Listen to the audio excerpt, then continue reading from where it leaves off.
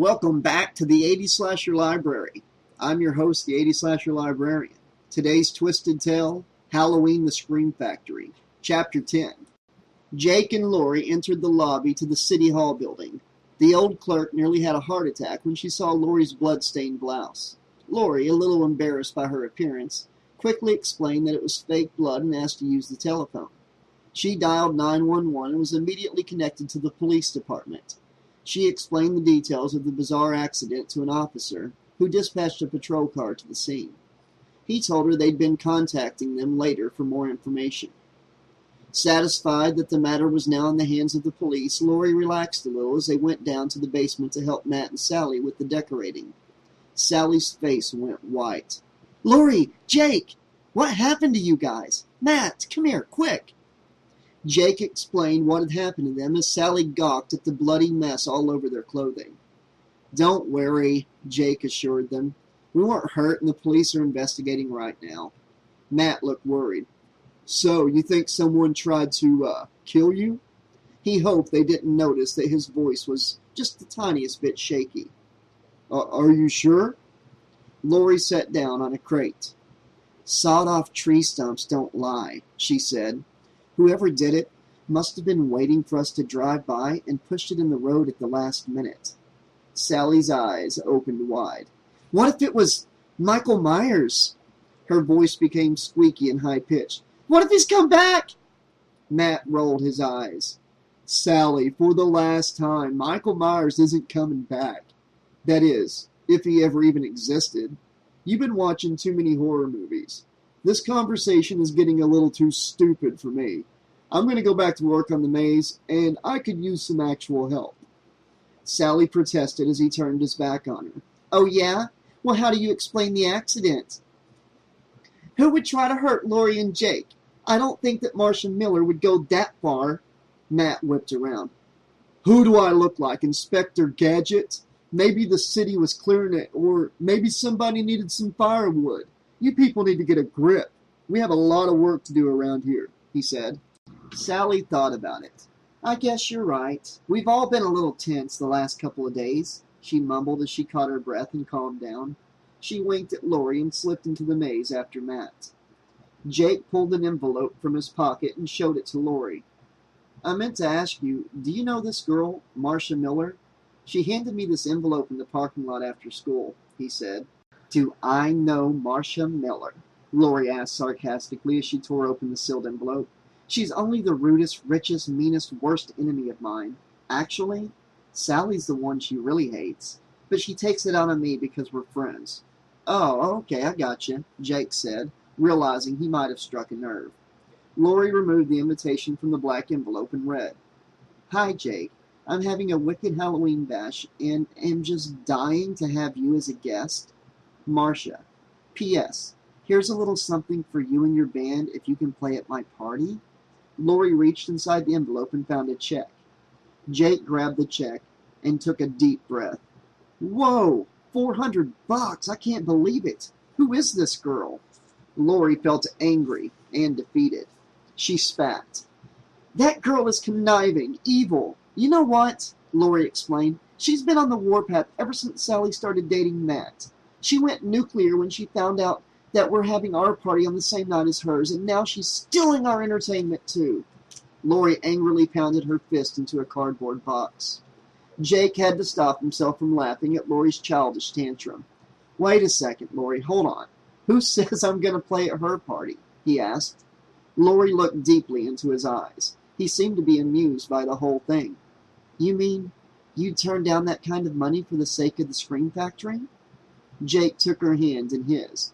"No, I'm turning it down because I have a date that night with my new girlfriend, who happens to be the hottest girl in Haddonfield, and I already have a previous booking to play the Scream Factory.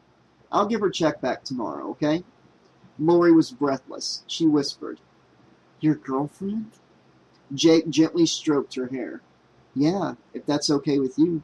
I really like you, Lori. I really do." He peeled off his leather jacket. I can't stop thinking about you. It's like you put some kind of spell on me. Are you a witch?" She felt high as she digested his words. "I know what you mean. I'm crazy about you too, she admitted. Sally walked up behind them. What's this about Marcia Miller? Lori beamed at Jake.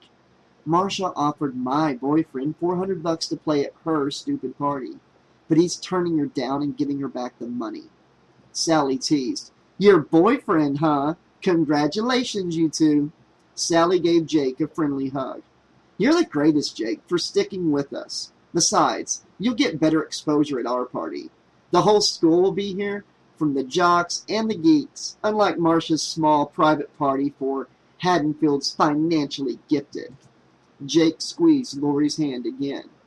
You guys are my friends. I'd never turn my back on you. Besides, if I played her party, I'd just be hired help like a monkey on a string. Lori giggled as she looked down at her bloody blouse. This stuff is never going to come out. What did you make it with anyway, Jake? Fruit punch, concentrate, and tomato juice, he said in a matter-of-factly way. I developed it last summer when I was working for the theater. It's my Romeo and Juliet special mix. How appropriate. You don't go killing yourselves or anything, guys, Sally laughed. Hey, do you guys want to meet us for pizza later? Not like this, I don't. I'll have to go home and change first, Lori said. Jake nodded in agreement. She grinned. I'm officially donating this shirt to the Screen Factory.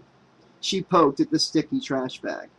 If the rest of the clothes that were in the bag look anything like this, our work is cut out for us. Okay, you two, Sally said. I'm going back to check in on Matt. He's weaving a giant spider web out of nylon rope. We'll meet you in about 6 at the pizza parlor. Okay, it's a date, Lori said. Jake pulled the bloody garments from the bag. Yep, they're red all right. All we have to do is stuff the clothes with some newspaper and put some masks on for heads, and we'll have ourselves an instant ghoul fest. Lori dug around and found some newspaper which she crumpled into balls, while Jake carefully stuffed them into an old pair of pants. After he'd filled the old clothes, he chose masks for each figure. Lori placed the Wolfman mask over the collar of one of the headless bodies that lay on the ground. There, she said, standing back to look at their accomplishment. This is perfect. It almost looks as scary as when you were wearing it at your house, she giggled. Jake playfully crept toward her, growling. Lori shook her head. Oh, no, you don't. You've scared me enough for one day. She looked at her watch. Well, we'd better get going soon. I want to get home before my parents see me like this. Why don't I give you a lift home and wait for you to change? Then we'll just go from your house, Jake offered. Lori flashed back to the accident earlier. Why don't you give me a lift home and I'll come pick you up in my dad's car, she suggested. Not wanting to sound like a wimp, she added. It's going to be cold tonight, and besides, my parents would kill me if they found out I was riding around on the back of a motorcycle. Chapter 11. Jake drove the motorcycle slowly down the side street toward Lori's house. Funny thing was, she didn't have to give him any directions. As they passed the convenience store by Sally's house, Lori remembered her horrifying walk home the other night. That awful feeling of being stalked flooded her mind. Jake seemed to be glancing off into the forest by her house. Shoot, Lori said as her house came into view. My dad's car is in the driveway. Stop here and I'll walk the rest of the way. I'll have to sneak in through the back door. Jake wished he was driving a car right now. He felt like some kind of outlaw on his motorcycle. Instead of pulling over to let Lori off, he turned off the engine and glided silently, stopping just before her driveway. Old trade secret, he whispered as she hopped off, looking at him a little strangely. What's on your mind? He asked. Lori looked dazed. She whispered, I wondered, how did you know where my house was? His gaze intensified, making her knees feel wobbly. I know a lot of things about you. Know things? She thought. The setting sun cast a gleaming orange glow on them, making the whole moment seem unreal. Lori still watched his face, unable to find the words to describe the mixed emotions she was feeling. Jake continued, his voice soft and deep. I know that you like it when I kiss you. He leaned forward, like this. Lori's heart fluttered as she returned the kiss, still feeling a little confused. Jake seemed to change mood so often, so unpredictably. Or was it just her, overanalyzing him? She couldn't tell, The last few days had been so strange, so unusual. She was angry at herself for feeling suspicious of him. He probably thinks I'm acting like a jerk. I'll pick you up in an hour, Jake, okay? She said as cheerfully as she could. Lori opened the back door and crept past the living room, where her dad sat watching the evening news. Lori, is that you? He called. A little flustered, she answered, edging her way up the stairs. Yeah, Dad, I'm going to take a shower. Is it okay if I borrow the car to meet my friends for pizza? Okay, honey, he called, not turning away from the TV screen. Lori let out a relieved breath and carefully tucked her ruined blouse in the bottom of the hamper. She jumped in the hot shower, savoring the warm, steamy heat, then blow-dried her straight blonde hair and tied it back with a red ribbon. She chose a black miniskirt with a pair of black tights and a bright red sweater from her closet. Outside, she started up her dad's blue Honda. She felt awkward behind the wheel. She had had her driver's license for nearly a year and had driven plenty of times, but chose to walk most of the time to keep in shape. Lori drove through town and past the pizza place that they'd be going to in a little while. Matt's Jeep was already parked outside. She stiffened as she turned onto Old Ranch Road where they'd had the accident that afternoon. A squad car with its blue and red lights flashing was pulled over to the side of the road. A bright flashlight shone into Lori's eyes as she passed. The huge tree that had almost killed them earlier had been moved to the side of the road. Officer Baker bit into his raspberry-filled jelly donut, an award which he felt he deserved after being assigned to remove the giant tree from the road. Sometime the department chief still treated him like a rookie, even though he'd been on the police force for nearly 5 years now. He watched the blue sedan disappear down the road and carefully pulled his swimsuit edition magazine out from under his seat. He'd wait a few minutes before he reported back into the station, he decided. Baker opened the worn pages to his favorite centerfold and closed his eyes. He imagined that he was lying on the beach with the exotic beauty on the magazine page. He could almost feel the warmth of the sandy beach. Officer Baker jumped up and hit his head against the ceiling as something plowed into the side of his patrol car, causing the black and white to jolt. He threw the magazine into the back seat and shouted, "What the?" Before he could finish his sentence, a hulking figure appeared next to his window and grabbed at the door handle. Baker screamed in shock as his scorching 32-ounce coffee spilled across his lap. "What the hell are you doing?" he yelled. As Baker grabbed for his shotgun, the figure peered inside the window. His hot breath made a round patch of fog on the outside of the window. Baker saw the shape's face as the flashing siren lights pulsated through the darkness. Instinctively, he clutched the shotgun, struggling to get it out of the dashboard frame. His mouth hung open and he began babbling when he realized what was happening. The figure wore a tattered, dark navy blue jumpsuit and had his face hidden behind a white plastic mask. Baker knew who or what he was dealing with. He remembered the stories he'd heard about Michael Myers. Before the officer could pull the safety off the shotgun and fire, Michael Myers had jarred open the door and grabbed Baker's arm. Baker screamed as his body was wrenched from the car and thrown into the gravel. Michael Myers had him. Baker's screams were cut short when Michael Myers stomped on his face with a worn steel-toed work boot. Excruciating pain shot through the officer's head as his skull cracked like a watermelon that had been dropped off the Empire State Building. His legs twitched and his brain felt as if it had short-circuited, as the sticky, warm blood flowed out of his mouth and ears.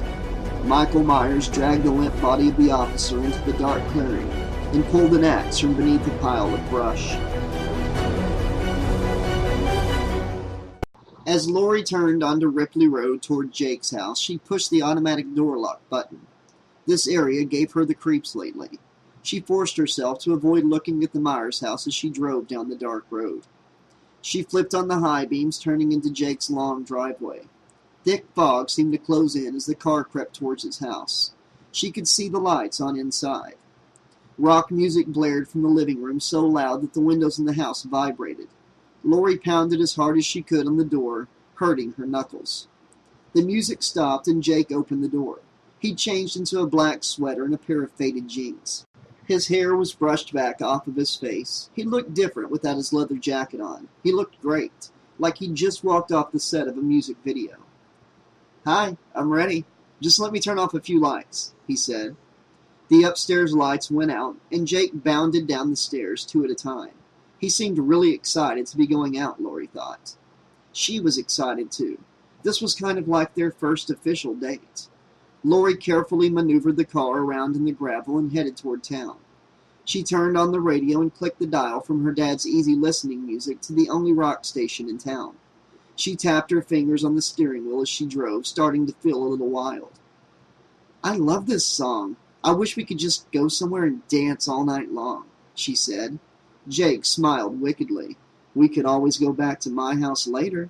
Remember, my parents aren't home and I've got the mother of all stereos, as you heard earlier. She hadn't expected him to say that, although it didn't sound so bad. Not bad at all. She was tired of being the good girl, always home on time, always getting straight A's. Maybe a little trouble was just what she needed. A spark of mischief flashed in her blue eyes. Let's do it. Let's get wild tonight, she cried. Jake laughed as she swerved the car from side to side down the road, singing at the top of her lungs. You're crazy, he shouted, throwing his head back. I love it. His hungry eyes seemed to devour her as he slid closer. Anything goes tonight. His hot breath was on her neck, and it sent chills through her arms and legs. Lori laughed seductively, not backing off from his heavy advances. She liked the excitement. She punched the gas pedal down. She teased, You're a naughty boy, aren't you, Jake? Jake suddenly sat up and pointed out the window. Better slow down, wild woman. He was looking ahead at the bright lights of the police car on Old Ranch Road. She turned down the radio and straightened up in her seat. Looks like they're still investigating. They practically blinded me with their flashlight on the way over here. Well, at least they moved the tree out of the road, she said. Yeah, looks like it. Let's stop and see if they've got any information yet. A little reluctantly, Lori pulled over behind the squad car, beside the tree. It looked so big in the darkness. That's funny. I don't see the officer. He was just sitting in his car a few minutes ago, I swear, she said. Jake shrugged. He's probably in the clearing. Let's go talk to him. It'll only take a minute. Lori started feeling a little nervous. The flashing siren lit up the foggy clearing in pulses like a giant strobe light. She didn't see anyone out there. She stopped Jake as he put his hand on the door handle. No, Jake, let's just go. Matt and Sally are waiting for us. In a flash of light, a shadowed figure stood in the clearing looking at them, and then was gone with the next. Okay, Jake agreed. I guess they'll call us if they have any information. As the blue sedan pulled away, Michael Myers breathed heavily. He was watching them from behind the branches of the monstrous tree that lay on the side of the road. The radio in the police car crackled on. Baker, you still out there? Baker, come in. Through the flashes of light, Michael draped the limp body over the giant tree stump and raised his axe. Officer Baker lifted his throbbing head and tried to scream as the taillights of the car, his last hope, disappeared out of sight. The blade of the axe descended upon his neck and crunched through his spinal cord, completely severing all ties with the world of the living. Baker's dead eyes stared out of his head, which rolled off into the clearing and stopped next to a crumpled beer can.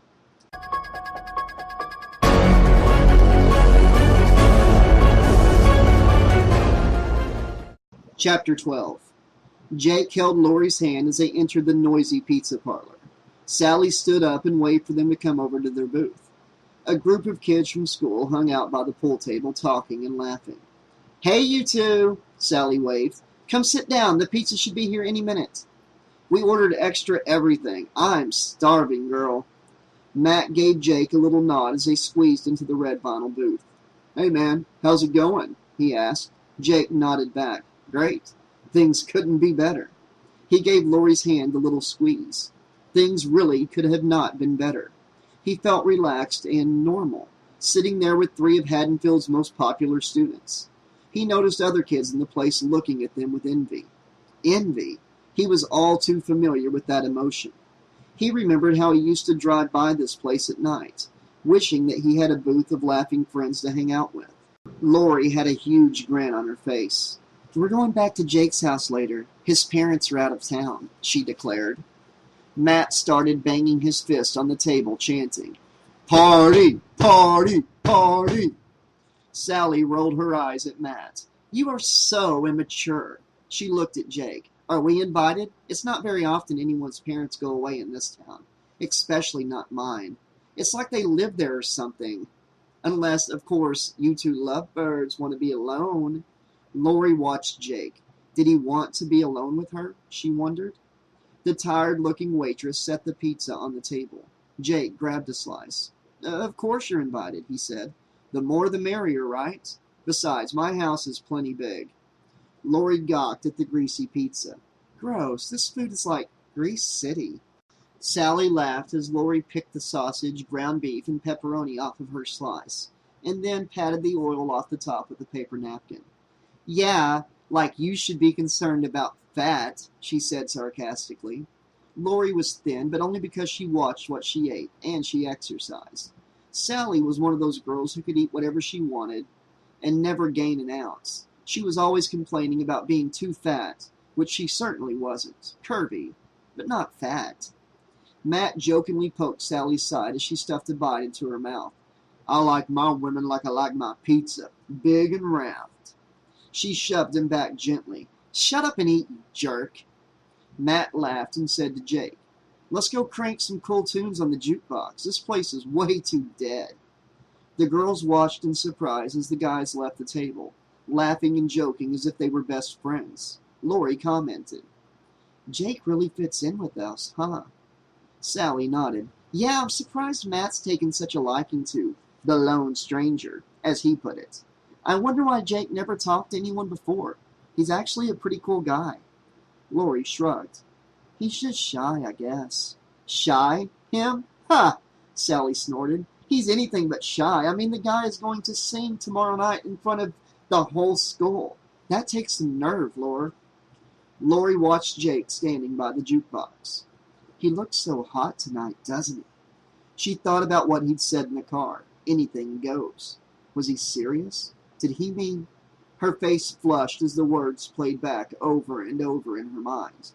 Sally laughed, watching three girls crowd in around Jake. Their flirty giggles echoed across the room. She pointed. "Yeah, he sure does. Apparently you're not the only one who thinks so." Jake was at ease, leaning against the wall. Matt was enjoying the attention. Sally warned, "You better keep an eye on him, Lori. Don't let that one slip away. You've got to keep him coming back for more, girl." Lori looked at her dumbly. "More? More what?" Sally lowered her voice to a whisper. "More of you. More exciting nights, more steamy kisses, more, you know." Lori's eyes widened. "You mean, have you and Matt, you know?" Sally giggled. "That's for me to know and for you to never find out." Lori gasped. "You did, didn't you? I can tell. I know you. When did it happen?" Sally glanced at Matt and Jake, who were walking back toward the booth. She whispered quickly, "We haven't exactly done it yet, but I was going to surprise him, maybe tonight. I think I'm ready." The girls sat silently at the table. They burst into a fit of laughter the second Matt and Jake sat down. Matt asked, "What's so funny?" Lori lowered her eyes and giggled. "Surprise!" Sally kicked her under the table hard, holding back her laughter. She looked at Matt. "Nothing. Lori's just gone a little crazy, that's all." "Women," Matt mumbled. Outside the pizza parlor, a police patrol car slowly crept down the foggy street, stopping to look at the laughing teenagers sitting in the booth by the window. He pulled over to the curb and slumped down into the shadows of the car interior as he watched them. He growled lowly, gripping the steering wheel. It was those same teenagers again, laughing. Matt ate the last piece of pizza. "Are you guys ready to go? We've got some serious partying to do." "I'll say," Lori giggled. If he only knew what Sally had in store for him tonight, she thought.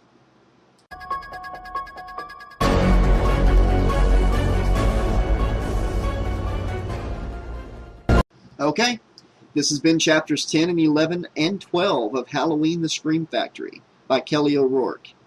Let me know what you guys are thinking so far down in the comments section. We got Michael Myers getting his first kill in tonight, which I thought was pretty darn good. We've got some more character development. I'm still a little suspicious of Mr. Jake Kovac. We'll see where that goes. I think there's a missing piece somewhere between Michael and Jake, and I'm curious to see what that missing piece is. Let me know your theories down below. I'll be back tomorrow with some more chapters of this great book. Until then, this has been your friendly neighborhood 80s slasher librarian saying, it's late at night and the 80s slasher library is now closed. You don't have to go home, but you can't stay here.